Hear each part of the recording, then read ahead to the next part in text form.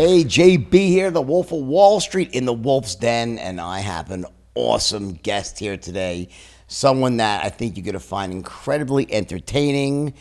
Some parts very controversial. Some people love her, others not so much. She gets her haters, okay?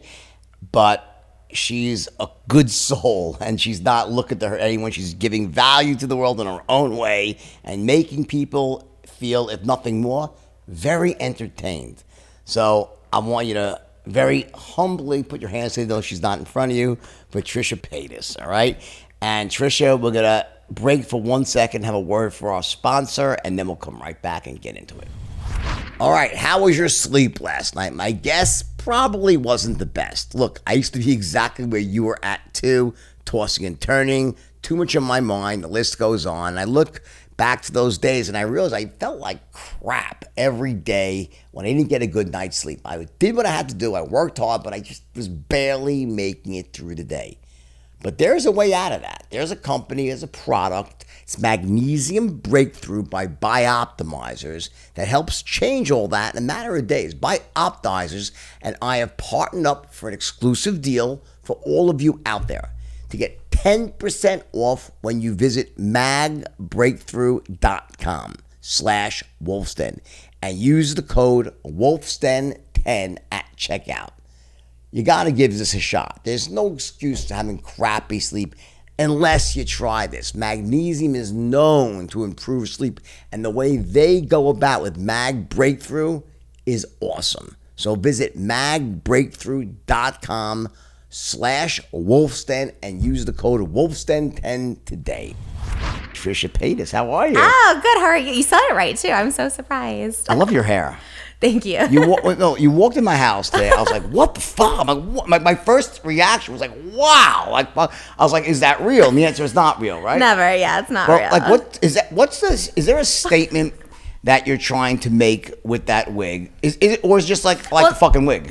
First of all, it's extensions. This is my hair. So you see my hairline. So this is my hair. There's just extensions back here to make it. So a lot of it's my hair. A lot of it is extensions. But you know what? I just like to look smaller. So if I have bigger hair, my body looks smaller. So I feel like it's the illusion that I have like this big like Pamela Anderson hair. So my body looks tinier, you know? So it's like a relative theory of relativity here, right? Relative to your hair, your body's actually exactly. small. I like to look like I have oversized things and I look smaller. But you seem like the sort of person that doesn't really give a shit what other people think about you. I mean, like, I think everyone does, but I think that, like, you know, I'm sure you have your haters, I have my haters, right? But I think you're the sort of person that what makes you so likable.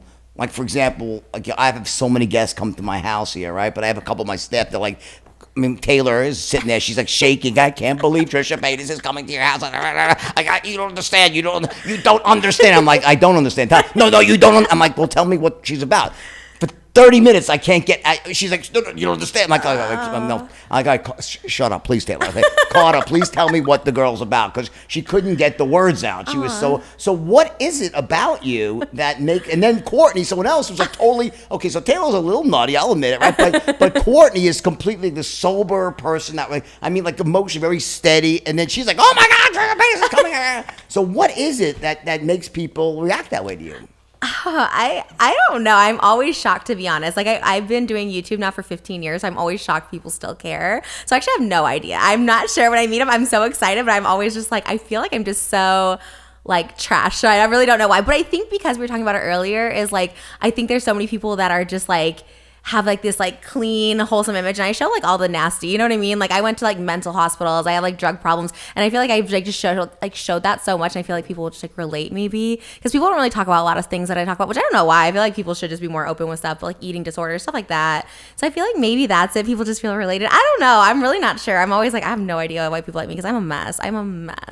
Why do you say you're a mess? In what way are you a mess? I mean, I think everyone is kind of a mess when you get down to it. But like, why are you an especially messy person? Like, I'm messy. I don't know why, because I'm like 33. I still haven't gotten my shit together. You know what I mean? Like, I'm just so like, I've gone through therapy. I've gone to classes. I've gone to mental hospitals. Like, I don't know what it is. I cannot get it. Like, I just lost my podcast because of a blowout. Like, I had a huge blowout, and my podcast was huge, and I like lost it because I can't control myself. I'm just like a little hothead or something. I don't know what's wrong with me. Well, I think like in some level, I think for most people that are very successful and functioning at a ultra high level, it's like their greatest qualities are also their most destructive qualities in some level. And part of life and experience, I think, is learning how to sort of maximize on what you're great at and then minimize the downside and sort of kind of become the best version of yourself, right? It's like the journey. Isn't that what it's sort of about, right? Yeah, but I feel Tough journey though, right? Yeah, it's been 15 years and I'm still destructive and self-sabotaging, so I don't know. I don't think I can get a grasp on it. Well, let's go back. How about is there anything that happened in your, I don't want to make this a therapy session, but no, but is there some reason why you think that you do tend to self-destruct and self-sabotage? Like, you've been through therapy. Is there some underlying theme? I honestly don't know, because like people will say, and like therapists will say and stuff, like, or anybody will say, like, I just like can't be happy. Like, I don't want to be happy, but like I do want to be happy. Yeah, I think that's bullshit. Yeah. So I'm not sure what it is. I think it's like easier said than done, right? Being happy, right? But I feel happy, but then I'm like self-destruct. I don't know. It's just such. I think there's just something really wrong with me. Give me an example. Okay. And it can be the podcast. Give me an example of something that you do that you've recently done that is self-destructive. Recently I've been pretty good, but yeah, I would say the podcast probably. Like I just kept having blow-ups and stuff like that. So tell me what exactly happened. Let's go through it. This is like, oh my God, this is like the third time that this happened, that we had like this like full-out blowout. But I do have like problems. Like, I'm a little like schizo and I'm a little borderline, so I have like problems, but I'm medicated for it. What kind of medication are you on? There's this one called Calyptor. It's for schizophrenia, so it's like I don't hear voices or see things anymore. Okay. Yeah. So without that, you actually do have schizophrenia? Yeah. So I got diagnosed this year with it, but like I honestly think it's something that like got developed. Like I really do, because I never heard voices up until like 32. When I'm 33 what kind of voices do you hear? What do they say? It used to be demon voices. It used to be voices like I'd be like up at like the second story of my house. I had to like block off because they'd be like, oh, just jump out that window. Like you can go meet like your grandfather or something like that because he's dead. So it was stuff like those voices. But then it started going into nicer voices. I got put on medication in May. And then I started hearing, or like during the time, because it takes 6 weeks to kick in, from June, I started hearing like other voices just talking to me. And that's kind of when like the meltdown happened on the podcast again. It wasn't as bad because I am in therapy for borderline too. So like I'm able to like, disengage and learn how to like control myself. Because I used to be like crazy. Like if like I got triggered, I would call people names, and I've like controlled that. So I feel like I've made progress, but yeah. So let's go through what exactly happened on the podcast. I really didn't know. Yeah. I don't really follow that part of the whole online stuff. I mean, it's not what I do. But tell me exactly how did it start and what happened. This last like blow. Yes. It basically was, I was talking and like my co-host like. Ethan, right? Ethan, yeah. Do you know him? No, I've been told about, so I have a bit of background, right? Okay. Yeah, you always know so much about your guests. I'm always impressed. I was watching your, like a couple episodes. I'm like, God, you know so much about these people. It's amazing. It's really good. I have a good memory. Yeah, that's amazing, because I tried to do this interviewing thing before on a podcast, and it did not last long. It was so hard for me to remember things. Right. But, yeah, Ethan, he just, it was something minor where he just like was like ignoring me, like talking over me, and like, I just snapped for it. So like in that moment I snapped, and I was just like, well, this next segment sucks, because he was talking over me and he wanted to go to this Q&A, and I was like, it sucks. And then it like spiraled. It started like getting like, he started like pushing me, and that's been our thing, right? Is he pushing you physically or emotionally? No, emotionally. So there's like, I like borderline, like there's triggers, right? Like people trigger you, and then you just like, it's called like splitting. It's like all or nothing. Like I split, I know it very well. So okay. I've been married to borderlines. So okay. Yeah. so it's hard, and it's hard to deal with a borderline. Like my fiance had to go to therapy with me to understand, because like he didn't get it. Like sure. It's like all or nothing. It's like, you really have to disengage from someone when they do that. So he would trigger me. This is the third time that this happened where we had full on blowouts. And for me, he exploited it, but I exploited it too. I exploit my mental illness. You know what I mean? I'm like, oh, I can get triggered easily, and if that's what people want to see. So I thought he was doing that because he started triggering me. It kept going from one thing. He's like, you're getting upset right now. You're upset. And I'm like, I'm not. Because at the time I wasn't upset. I was like, I'm not. But because, when someone asks you that, then you're just like, are you fucking, like, don't tell me how I feel. The worst thing to do to someone who's upset is say, calm down. There's no reason to be upset. What do you mean fucking right? Yeah. He's like, why are you upset? I'm like, I'm not. I was literally trying to have a conversation, and I'm like, I'm not. And he's like, you're upset right now. And I was, then there's like that point of no return. Sure. And so, but I was better this time. It's like scorched earth policy. At that point, like you see red, it's like, that's fucking it. I don't care what happens. Let the chips fall where they may. Exactly. Yeah. You're just like, well, here it goes, whatever. You can't go back from it. But I was a lot better this time because I thought I handled myself pretty good. I kept asking to end it. I asked probably like 4 or 5 times. I'm like, we need to end this, because we've had therapy sessions on the show when this happened before, and Dr. Drew would come on and be like, when this happens, Trish, you need to like disengage and just say you want to end the show. So I kept asking to end it. He kept pushing. It did not end for the next like 10 to 15 minutes, kept pushing, and eventually he's like, well, just leave. If you want to leave. And I'm like, no, because then you have that clip of me walking off. That's the clip he always had of me being upset, and I'm like, let's just end it now.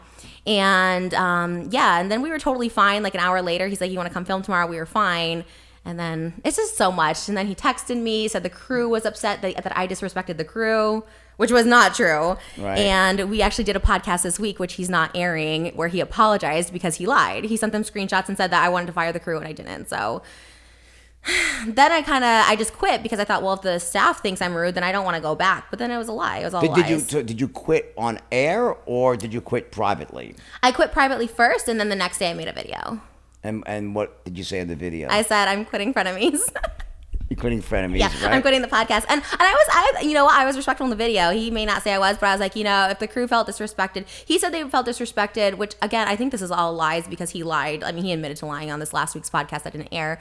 But he basically said that the crew, that meant I wanted to fire the whole crew because I wanted to hire one new producer. And so he's like, because you wanted to hire someone new, that means firing the whole crew. I don't have the power to fire that crew. They've been on salary for 4 years before I got there. I was like, so he got in the middle somehow and like told them that I wanted them fired. I'm not sure. It's all lies because he admitted to like that. I'm like, find the text where I said I wanted the crew fired, and he looked and he apologized to me, but then he texted me and said, oh, I'm not going to air it because it's going to make it worse for the both of us. I'm like, no, it's going to make it worse for you because you're apologizing. So let me ask you a question. So so much. Sorry, that's so much. No. But I want to look at it from a different angle. So it would seem to me, without knowing him, that you're the star. Aren't you like the star though? You're the one that people tune in to see. You're the one that is is he as engaging as you think, or are you really the engaging one? It's hard to say. He gets more views than me, so I think it's equal, maybe. Yeah. Do you think so? Like, I guess my question is, why would he be trying to trigger you on air like that? What was the reason? Usually, people are doing things for a reason, right? And it would seem that if he knows you have a tendency to get triggered, which he must know at this point, right? And it seems like he's purposely trying to press your buttons. Yeah. Was he pressing your buttons because he wanted you to melt down on air because that's exciting people to see? Yeah, I think so. I think so. I think in that case you're right, because those were always the ones that got the most views, and he didn't have to air the episode, right? If the crew felt disrespected, like why did he air it? Why would the crew feel disrespected though? Why is the crew disrespected? I think he just, because he said, because when I said that idea sucks, he's like, and he said a crew member's name, but then later on, someone else was like, that wasn't that person's idea, and then he backpedaled so much from it, and he's like, no, it actually wasn't. I misspoke, is what he said, which was lying. Like, he admitted to misspeaking. I think that, like, I have a crew here, and it's very hard, things that, like you say, really, it's very hard to disrespect your crew. Like, if just in passing conversation, it's one thing if you're saying you're an idiot, do this, you suck. But just in like you having a little argument or a debate with him is sort of not going to. I think the crew is probably used to that, aren't they? Yeah, and I've never been disrespectful. He even said that on episodes, and even on that episode, I was like, oh man, they do like the most work. Like, I've never been disrespectful. That was the thing that pissed me off the most, because I am like, I have a temper and I have problems, and like I'll go like toe to toe with him on like camera. But like saying I disrespect like people that like work on something, like I've never been that way. Like, you know what I mean? And I have my own productions and stuff. So I was like really pissed that he like lied about that. And then he admitted to it this past week, and then he didn't want to air it. And I was like, oh, I'm getting so much hate because everyone's like, wow, you're greedy. You want to take money from the crew. None of that was even true, and it all spiraled. Right. So there was this whole issue. So I was told, right, when I was doing my research, right, there was this whole financial issue that he was like skimming this 5% of the profits of the podcast, right? And you said, wait a second, that's not fair, right? We should be splitting everything 50-50. Why are you carving out 5% off the top? And he's saying, no, I'm doing all this extra work, blah, blah, blah. Or am I repaying it to someone else? What was he saying? So, yeah, so actually I was totally fine with it. Like, it was 55-45. And, and then he was also keeping 100% of the second channel. So there was a second channel called Highlights. And the Highlights makes just as much as Frenemies. So we made a lot of money. We made a ton of money, and he kept 100% of that second channel. Why is that? That's just his first negotiation was like, he told me it was for production costs. So nothing, he never put any money into the show other than like he got some new like lights, I think, like that. And then the initial set. So it was that. And then he skimmed over that, by the way. He forgot to tell people it was 100% highlights. He just said the 5% as if I was trying to take that 5% back. And then the 5% was supposed to be a bonus that the crew were supposed to get, the staff got, but I don't think they ever. And then, but this is what happened on the final episode. So what really pissed me off is I was like, okay, so why don't I get a say in where some of those production costs going? Because like I wanted to do like activities and stuff like that for the show. And he's like, well, that's just my fee for being a producer. So he changed it from being the producer to production costs to go into the show to hiring more staff. So like he changed it so many times, and I was like, okay. Sure. Now, did you on your side, did you have a lawyer represent you when you negotiated this deal? We had no contracts. There were no contracts at all. He sent me a text message and I was like, he first said 50-50, and then he's like, how about 45-55? And I was like, okay. I think you need to see my lawyer. You know, I have a lawyer who's just a fucking total animal. Really? Oh my God, he's like the guy. He's the guy that you call who makes sure that you get justice. And he's really famous in Hollywood. He represents all the top people that have issues like this when they, are in a situation like it would seem like you don't have the power right now, right? You feel like you're powerless. Well, it was in his name. He had the production company, and I'm out. He took all this other money from a different show, right? Mm-hmm. But in reality, you have a claim. If you were under the impression that, like, did you thought you were gonna get all of the profits and stuff? I was under the impression that it was gonna go into the show. Like the 100% of the highlights were supposed to go back into the show. Right. And that meant like a new set and stuff like that. So I remember they were going to move to downtown LA, and he was mad that they had to like get new cameras for the show. All he spent money on was the set, which was $35,000, and cameras, which were probably $10,000. Right. And we made 20 times that amount with highlights, which is 100%. That's not even our split. And then he kept the extra 5%, which is also a substantial amount. And that was supposed to go to like crew and stuff like that, which is totally fine. Like I had no issue. Like I had no issue with money in general. That's why I never cared about contracts, because I did not. It wasn't a money thing. God. But money is, is an energy exchange in the universe. Mm-hmm. I assume you believe in things like that, right? Like that, there's karma, there's energy, and money basically represents stored energy. Like, money's energy. You work hard, and in exchange for some work or value, you get paid money. Right. So, people watch your podcast. They get enjoyment out of it. That's valuable to people. So they watch. Then you have your advertiser say, wow, she's really engaging. People love to watch her. So we'll advertise. They pay you for that engagement, right? That money represents an exchange for the energy. The energy is, what are you doing? You're actually working hard. You're showing up. You're being funny. You're being authentic. Yeah. And so like to say I don't care about money, like you might not care about like money. It's not that you're greedy. Yeah. But it's part of the fair exchange of the universe is like energy, money in, benefits out to people. So you should get what you're entitled to, don't you think? Or you don't give a shit? This particular situation, I didn't give a shit. Otherwise, I would have done contracts. Because I'm really good with like my business stuff. What is money, like the stuff that makes me my money, I'm really good at. But this was something that was like, it's like a, who cares? I didn't even think he was going to like pay me. I was like, you know what I mean? I literally was doing it because it's my fiance's brother-in-law. You're probably going to have to delete this part out for the lawsuit, okay? What? Mine? I didn't think he was going to pay me. Oh. Oh, for that? Oh. I'm trying to help you, sweetie. Oh, honestly, I don't want you to get involved in a lawsuit. Yeah. All I'm saying is that I see it happen often with people your age. I assume you're in your late 20s or 30s, right? I'm 33. Early 30s, right? Okay. Same age as my wife, by the way, right? Oh, okay. So how you know you're 23. Anyway, but the point is that I see it happen very often where you get involved in this and you're like, it's all fun, happy-go-lucky, because you enjoy what you do and you're not in it for the money. Like you're not doing it for the money. You enjoy what you do. It's great. It's probably therapy in some. Do you look at it almost like therapy when you're out there talking and sharing your life? Yeah, I loved it. Yeah, I can understand that, right? Yeah. So you don't focus in, and then other people though will see that and take advantage of you. Yeah. And they'll actually, have you sign things or engage in deals that simply aren't fair to you. And I think that while you might not have, you don't have to be money centric, but you should get what's fair. Yeah. Don't you think you can give the money to fucking charity? Don't you have a charity that you love? Yeah. And take that money, you can donate to charity. Well, and for the record, like to me, it was fair. Like 100%. Like, you know what? If that meant going into production costs, cool. I just didn't see that happening. I just didn't see the money being used for production costs. Got it. And that was my issue. And then even the 5% to the staff, fair. Well, like, the highlights, the money that you weren't participating in, the other company that was off to the side. But I was. They were using my name as for all the highlights. Trisha Paytas. And but no, you weren't getting paid for it. Right. I wasn't. I had no money. Do you think that's fair? Or you don't give a shit? Ultimately, that's what I agreed to. Is it fair? Probably not. I would I was just like, it was quarantine and I was bored and I was like, this sounds fun.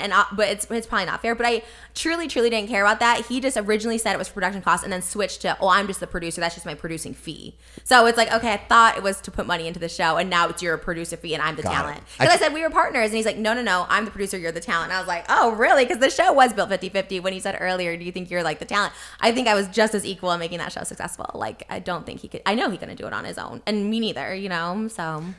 I feel like I'm Jim Carrey in Liar Liar. I'm trying to leading the witness. It's like, you didn't really. Remember, you ever seen the movie Liar Liar? It's a great movie. I love that movie, Where he's speaking to the woman who cheated on her husband. And he's like, you didn't really. No, 7 times. No, you didn't, right? Am I Gentilly in this one?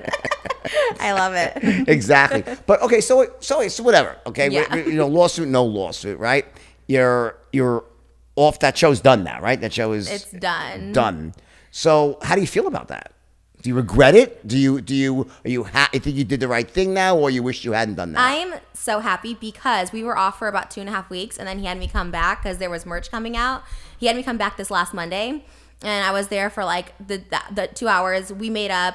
He apologized for his wrongdoing, but just decided to scrap it. So he's a coward. And I'm like, I'm so happy that I don't have to like sit next to a coward. Like, it was such a poor excuse of a man to have all the internet hate on me, not accept my apology publicly, act like he's above me, when in reality, he admitted I shouldn't have told, like, he screenshotted my conversation, sent him to the staff and told them that. I was like, even if I wanted them fired, why, as you have a boss, talking to your staff like that? Like, it's not going to make me come back. And he admitted. He's like, yeah. And then I said, look up a text where I said I wanted them fired. He couldn't find it. And he couldn't find it on, and I also was recording the whole podcast. Like, it just sucks. And now everyone still hates me for it. So I don't really care. I mean, it is what it is. When you say everyone hates you, define everyone. I don't hate you. Who's they don't hate. I mean, like, for example, yeah. No. We should go live, by the way. We should do a little live streaming here while we're talking here.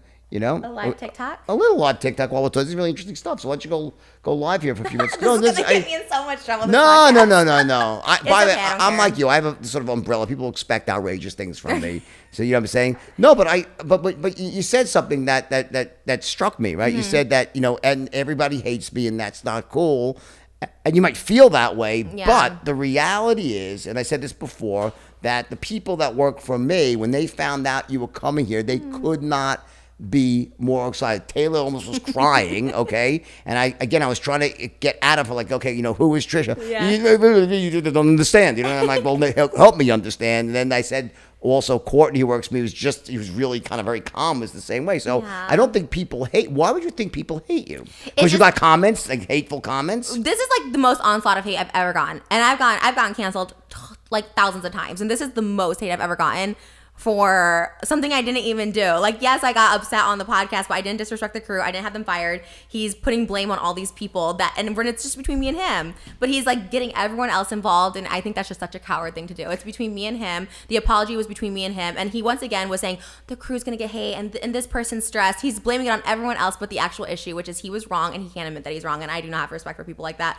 And that's it. And he sent hate towards my sister. He sent hate towards my fiance. He sent hate towards me, and he has no empathy for that, so I have no empathy for his end. But it's between me and him, and he got everyone else. So everyone on TikTok here, we're going live here. I got Trisha here. What's that? Instagram too. Oh, I got both. Oh, great. Oh, great. Everyone here. So we're talking about what happened with frenemies here with Trish, who, by the way, is awesome. And one thing I'll tell you about haters is that, everyone has haters, right? Yeah. I actually love my haters because I wish I had more. I don't have that many anymore. Because when the haters start to hate, my fans, which are outnumbered 1,000 to 1, will gang up and destroy the. It's like that zombie apocalypse where the zombies come around, they kill that one person who's uninfected. The haters like the uninfected, right? And they fucking, they'll kill the person. But right. I was really, really surprised. You don't seem at all like a hateable person. Like you are many things. People could not like your look. They could not like the way you live your life. But to hate you would seem to me a very difficult. It's like a stretch. You're not hateable. I know people who are fucking hateable, and you're just not a hateable person. So why do you think you're hated? What was the worst comment you got? Oh my God. Tell me, what was it? I'm trying to think. There's been so many. I guess other than like, okay, hold on, let me think. Now I'm like on the spot, on the pressure. Just a lot of like the stuff, especially about my fiance leaving me, like he should leave me and I'm abusing him, and stuff that like Ethan put out on the podcast that I didn't want out there, that was private stuff, like in the first episode that we've resolved. Now Isn't he related to your fiance? He's his brother-in-law. So he's your brother-in-law. Yeah, my fiance's brother-in-law. Okay. Yeah. I think what this is about is that you have a tendency, or let's say not a tendency, but you do say what's on your mind without benefit of a filter. Yeah, that's the problem. Why is that? I don't think it's something I can control. Like, again, I've been on medication. It's like your own form of Tourette's, basically? Yeah. Oh my God, but you can't even say that. He said I made fun of him for saying his Tourette's when they were clearly jokes. Like, you know, we joke. Why is that a problem?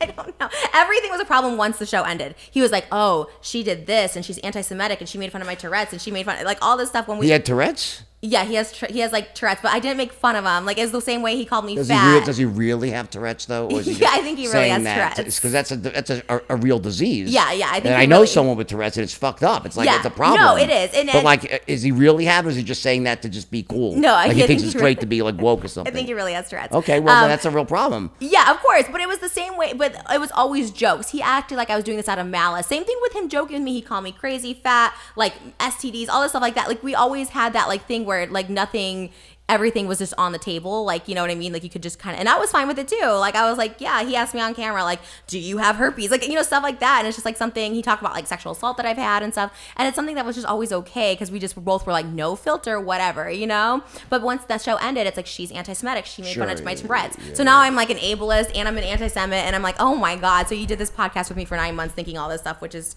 It's just so that kind of stuff is what bothers me. I don't care if people are like, kill yourself, fat, all whatever, that's fine. But the stuff like she abuses her fiance and, you know, she forced him to get rid of his cats. Like that was another narrative he brought on this, like all this crazy stuff. I'm just like, ugh, it's just annoying. All right, want to grow your business, diversify your content? You're not going to find a better tool out there than Melon for your live streaming needs. Blazing fast response time, low CPU usage, all available right in your browser. Go to melonapp.com/wolf and start streaming today. Tell me the business side of OnlyFans. So how are you actually making money on it? Like, how'd you get paid? It's pay-per-view, and it's still the same way. So I made about 10 sex tapes, like hardcore sex tapes. I mean, I did a bunch of solo videos, but like the sex tapes are what makes. So I had 10 sex tapes I made in the course of 9 months, and I still sell those, and that's still my biggest income. Like that's still close to 7 figures a month. You know, just selling that because Pornhub now can't sell amateur videos, or they can't post amateur. What's that? Pornhub. Right, they had a big issue. Right? Yeah. So they can't put out. Not that I know about Pornhub. I heard from Matt, who works with me. He's on Pornhub all the time. Anyway, but yeah, you can't post any like right, unauthorized. Matt's nodding his head yes. So wife, he gave me a thumbs up. Matt's wife, he gave me the thumbs up. Anyway, right. Yeah, so there's no more unauthorized videos on there, which is great. So they can't leak anything. And I have a service that takes down any of my stuff. So it's only on my OnlyFans. You can only buy my sex tapes on my OnlyFans. And yeah, no, you can't find anyone else. So that's so it's pay-per-view. Is it a monthly, do people pay you a subscription fee? Yeah. So how much is your subscription fee? Mine's $5. I'm super cheap. Most girls are like $50. They're like so expensive. Mine's $5 a month. And so how many people you have paying you $5 a month? Right now I have about 60,000 people, but you sell them messages. So it's like a strip club. So that's the entry fee to get in the strip club. And then once they're in, that's when you sell the pay-per-view messages and you like sell it for $10, $15, whatever the sex tape is. So your message will be like a video message. Yep, and it's locked until you paid for it. Got it. And on that message, you'll do what? Like what type? Give me an example of stuff. How hardcore is it? It's just like a title. It's the video. So I send the video and a message. Give me an example of like the top 3 titles. Oh, Debbie does Dallas. They're super easy. Trisha does it. Mine are very like food based. I know that sounds so weird. It's like this weird like section of porn. It's just like, you know. No. Taylor mentioned this obviously. Taylor, what did you call it? Didn't you mention this? I was like, what? I was like, food porn or something? What is this? I think maybe she might be talking about mukbangs. Maybe That's it. Yeah. That's not porn. Okay. That's something different. Mukbangs is what I do on my YouTube channel. Well, I'm missing this old. What the fuck is muk? I never. A mukbang? I'm old. I admit it, I'm fucking old. Okay. You just eat on camera. What is it? Explain. Yeah, you just eat like your I thought meal I was on a degenerate. I guess I don't know. Right? It's really easy. You just eat your meal on camera and talk to people because it's like people who are like alone eating and they just want like company, or people like that have eating disorders. They need help like eating, otherwise they can't do it. So like, or just enjoying watching someone eat. I just like watching somebody eat. So I film myself eat every day. My wife films her food. She has this thing I don't understand. Every time we go out or even, she'll sit there and she'll fucking take a picture of the food. I'm like, why are you doing that? Well, that's more aesthetic. Does she film herself eating it? No, she just films the fucking food. I'm like, why? And I see a lot of girls do that when they go out for dinner. Yeah. Like at a restaurant, the people come up. I'm like, what the fuck is that about? Instagram. You don't do your Instagram, do you? I do, and I don't. Okay. Yes, I do. I check everything before it goes on there, but I don't actually make the physical post but you're myself. not scrolling through Instagram to look at people. Well, I'll tell you why I don't, because I don't enjoy Instagram. I enjoy TikTok a lot more. Okay. Because I think the problem with Instagram, and I think it's changing now, is that Instagram is like this artificially pumped up, like saccharine, artificial sweetener shit where like everyone shows you their perfect fucking self. Everyone's got the perfect body, the perfect life, the perfect vacation with their perfect friends. They're all fucking happy, and it makes people feel shitty about themselves. When you go to TikTok, it's like the good, the bad, the ugly. It's stupid human tricks. It's revolting. It's enticing. It's hysterical. And it's engaging. And I really think it's a much better, healthier platform. So when I go on Instagram, I'm like, oh, just stop it. I don't want to see also the same 15 fucking people again and again. You know what I'm saying? Right. I don't want to see a model with a beautiful body. I don't give a shit about that. I want to see you being you. And that's what I think what TikTok really got right. Yeah. I really believe that. And I think Instagram's waking up now, and they're changing, veering away from photo sharing. I think they made an announcement. They're going more into these reels and stuff, because I just think it's more entertaining. Yeah, I really do. I used to love Facebook, and then I'm like, this is stupid. Like, it got like when Facebook, in the early days, it was fun, and then it's like, all this is political fucking nonsense and freaking stupid. And then they don't allow both sides. They have too much censorship on the platform. There's massive censorship, which really drives me crazy. Yeah. Okay, so that's my opinion. But getting back to you though, so what's it called? Mukbang. Muck MUCKBANG mukbang. MUKBANG. Mukbang. Why is it called mukbang? It's Korean for eating show.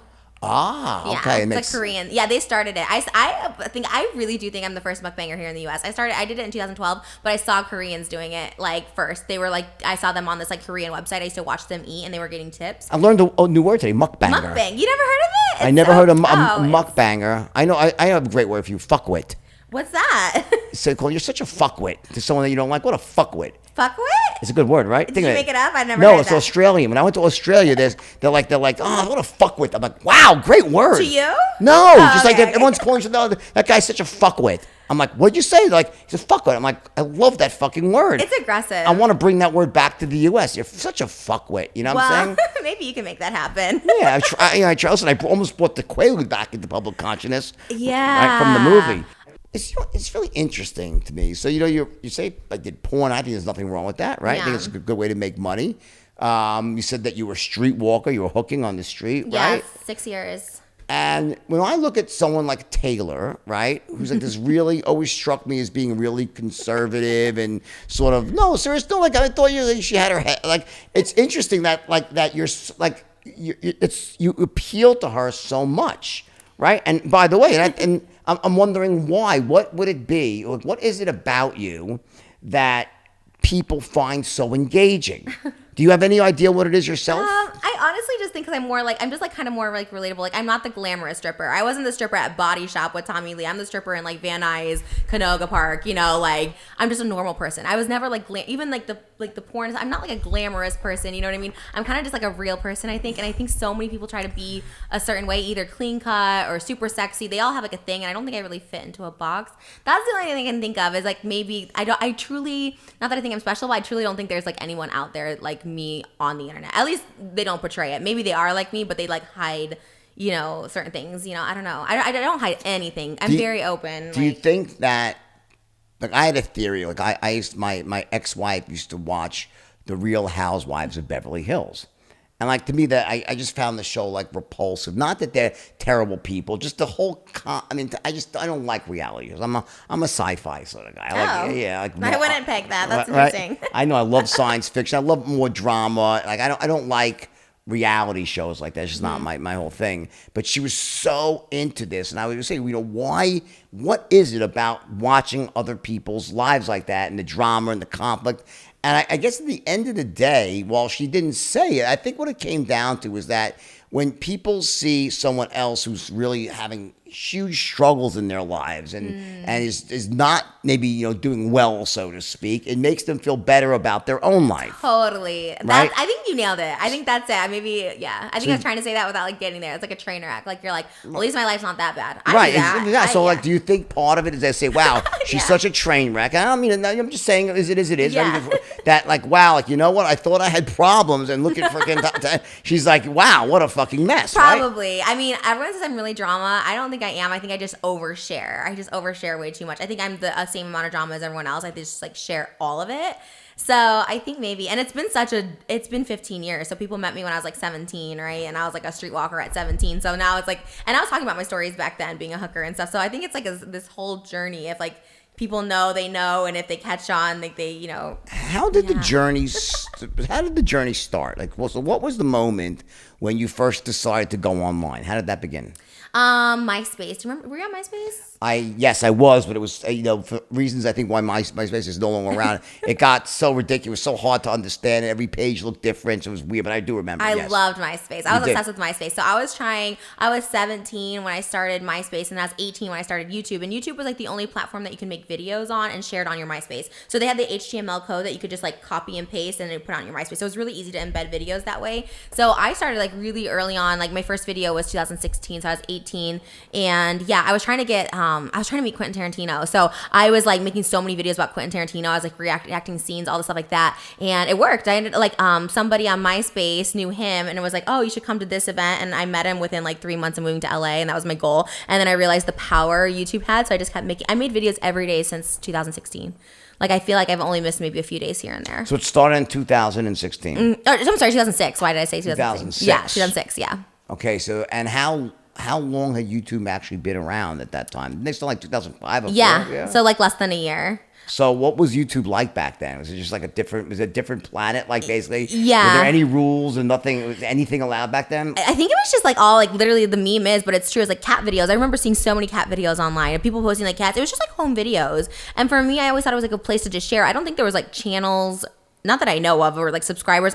I really don't remember having a subscription button. I don't think there were subscribers back then. I could be wrong, but I'm pretty sure there was none of that. So what were you putting on there? So I was like reenacting scenes. I was like trying to be an actress because I was that person that just wanted to be famous, but I knew I'm not like talented. I'm not like a singer, dancer. You know what I mean? I just like wanted to be famous. That's what I thought. And so I was like, oh, I'm going to be an actress. That was like my way to go. So I was like acting scenes out from like Pulp Fiction and Reservoir Dogs, like all by myself. I was doing all the parts. So I don't know what was the best scene you ever did from Pulp Fiction? Oh my God. I can't even remember. I mean, I did every scene from them. Probably the one where it's like, and I will strike down upon thee with great vengeance and furious anger. You played the so I was doing all the characters. Reservoir Dogs. He's a great actor. He's amazing. Yeah. I did the whole monologue to Reservoir Dogs where he's like dick, dick, dick, dick, dick, dick, dick, dick, dick. Madonna's getting dick. All this stuff. So I was doing like all these monologues. I thought it was like really edgy and cool because I was like 18 doing Quentin Tarantino, and Sam Jackson's like in more movies than any actor in the world, I think. He's right? great. I love him. Yeah, Samuel Jackson's amazing. Yeah, and I was just hoping people would notice me, and it worked. I got on like America's Got Talent, Ellen. Like I started doing all these TV shows from there. So I was like, oh, let me just keep doing this. Right? Because that's the only way I knew. And yeah. You're a fascinating person. Yeah. Okay, because first of all, I have tremendous respect for what you've done with your life. Seriously, you're making a lot of money, and people can judge you and say this or that about you, but you're doing really, really well. You're making a ton of money, and I just see the way people react to you. So obviously, people are willing to accept your warts and all, right? Yeah. And you give them a lot of pleasure and joy, and maybe you make them feel better about their own lives in some way. Sure. Do you think that bringing that part of it out into the open though? Do you think that's a really great service to provide to people? Like you're actually out there and people are watching your stuff and saying, you know what? Wow, I feel pretty good about my own life. And not that it's like, I think there's two ways to look at that. Like, like that you're a train wreck, or it's just like you're an entertainer as well. Like everyone has their life is their life, but you're doing that. You're not hurting people. You're almost empowering people. You're not asking people to go do what you do. Right. What you're saying is, hey, here's my life, and people are kind of fascinated by that, and they're able to sort of maybe put a smile on their face and put one foot in front of the other and go forward in their own lives. Right. Yeah, I think that's like my ultimate goal is like I kind of came from like trash or whatever, and I was able to like kind of make something. You understand that in the real world, making $9 million like on a video sharing site is a massive amount of money. Yeah, it is a lot. Yeah. What do you do with the money? Where's the money? I bought a lot of houses last year. So I bought I bought it with my fiance, and then I bought my mom a house. So I just bought more property because I was really bad with my money. I was very much just spent everything. I love spending money. Like it's my favorite thing to do. I spend so much money. So I was always spending, what do you spend your money on? Well, half taxes and then half on like Birkins and trips and like music videos. I fund my own music career, and so my music video is like $300,000 for like a music video. So I do like 2 of those a month. Like I do like a lot of music. I spend, and my Birkins are like $200,000. Like I love jewelry. I love all that stuff. So, but I did invest like in property. So I bought my mom a house. We got our house together, and then I got another house near us. So we got like. Where do you live? What area? We're up in like Ventura County. It's like this gated community. It's like really nice. It's where Britney Spears lives. It's like, I think Evan Locklear lives. What do you think of the whole Britney Spears thing? Oh, I feel so. I love Britney. I've been talking about Free Britney for so long, and I love her. I think it's so sad, and I'm really like I just get so nervous for her because I'm obsessed with Britney, like obsessed, like on this whole other level of Britney, and I just always wanted to be her friend, and I really have a bad feeling, and I just really want to like hopefully people will help her because I just like this ends so bad. We see this kind of stuff happen where like the media like makes you she's crazy, she's being I don't know, I just even if it's not her that hurts herself, I feel like someone when it comes to money, right, like okay, money's being taken away from people, like something right. I don't know. I worry about her. I hope she's like, she has a boyfriend, so I hope he like looks out for her. But people do weird stuff when there's money involved, disappearances, that kind of stuff. So I just hope she's okay that way because I'm a paranoid person by nature. I also think I'm always gonna get kidnapped for being held ransom or something. But I don't know. It's so scary. So what's next for you? So so now you're done with this podcast, right? Yeah. Are you gonna go start another podcast? I don't think so. I'm not I like to be a guest on a podcast. I don't know if I don't know, to do it every week, it is a lot. You're a really good guest, by the way. Thank you. I love being on podcasts. Now I'm all about coming back on podcasts. I love it. But yeah, I don't know. I'm not really sure. I don't know what's next for me. I'm just kind of chilling. So you're still doing the OnlyFans stuff? I don't make it anymore, but I sell it. Yeah. The OnlyFans? Yeah, I just sell the old ones. Ah, I see. Yeah, mm-hmm. I don't make any new content. And are you still making huge money doing that? Yeah. I post every day, though. I post, like, nudes every day. I don't do, like, porn. I don't do, like, like, masturbation videos, but I post, like, nudes and stuff every day. I'm, like, a nudist by nature. So, like, I'll just, like, swim naked or I garden naked or cook naked, and I just post that for, like, that's the entry free. That's the $5 entry free. You get that on the feed. But for the pay-per-view, that's all my hardcore stuff. If people still want to buy it, then I sell that there. Do you think there's anything wrong with that? What part? The whole thing of like, girls out there with the whole OnlyFans thing, selling videos, making all this money. You think it's absolutely okay? Oh, I think it's absolutely okay. If there is like, right? Don't you? Or do you think it's okay. I've never, of course. Yeah. I'm not just asking you. Oh, yeah, for sure. I mean, that'd be hypocritical for me to be like, no, that's not okay. No, I think it's amazing. I think it's like, there's a lot of power in it because like when I wanted to do porn, like when I was 18, like I know Jenna Jameson really well. Like she used to be my neighbor and, they really took advantage of like porn stars back then. She did good because she was smart business, but so many people would get paid $500 a scene. I was offered like $500 a scene, in 2006, and all the companies kept all the money, the residuals. So at least now, like girls, guys, everyone we're can actually make making real money doing it, and they get to keep it, and they own I own all the rights to it. Like I think it's a really powerful thing. You think there's what do the detractors say? What's their side of this? Like, what do people? Because I think it's totally fine. I think people should do what they want. If people want to, you're not hurting. If people want to watch it, they should watch it. They want to pay for it. They should, right? I don't see what's wrong with it. But what are the people? Is it like the religious right that hates it? Who hates it? I think it's just like people who can't do it, or they're just jealous that people can make money that easily. I think that's it with most people, right? Don't people hate people when they can't do something themselves?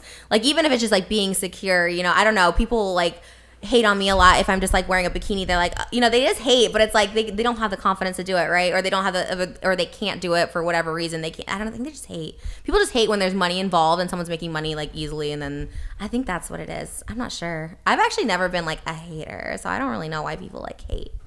What's the So right now, this as we speak, are you still the subject of massive hate right now, or is it starting to calm down? Oh, massive. You'll get massive hate for this for sure. Why? They just do that. Like I was on a different podcast and they just send so much. Like there was a huge podcast I was on and they're like, how could you have Trisha? She's this, that. You'll just get so much hate. Oh, she's a liar. She's this. I was very open. I'm open about everything. Everything I said is out on the internet. Everyone can verify it. Like there's nothing more to it. I'm not leaving anything out. I mean, obviously I talked about hitting my fiance. Like that's not cool, but like that's the one thing that's like the skeleton in my closet people bring out. I'll talk about it. You know what I mean? So I just know people will just come for whatever. I don't know. I'm so over it. I'm at the point now where I'm just over it. After that Monday and him like retracting his apology and not putting it out for the world, I'm like coward over it. People can say whatever they want about me. I'm over it. So. All right, well, everyone, listen, if you want to hate on her, you could comment and hate on her. I don't give a flying fuck, okay? I think everyone has a right to tell their story. I think that you're not hurting anybody, and people are obviously very entertained by you. So I wish you literally nothing but the best and continued success. And I hope you find some peace. It sounds like you could use some peace in your mind, and you do have some real mental health issues that you struggle with, right? So I have them under control, I think, for the most part. So that's awesome. And I wish you a really great life. And it was really nice interviewing one of my more entertaining interviews I've ever had. So thank you. Thank you. It's a legend. I feel so honored to be here. So. My pleasure. All right, everyone. Remember to share this with your friends and don't hate on her. Come on, remember what did Jesus say about glass houses? He is not sin should cast the first stone, right? Come on, everyone take care. Have a great day.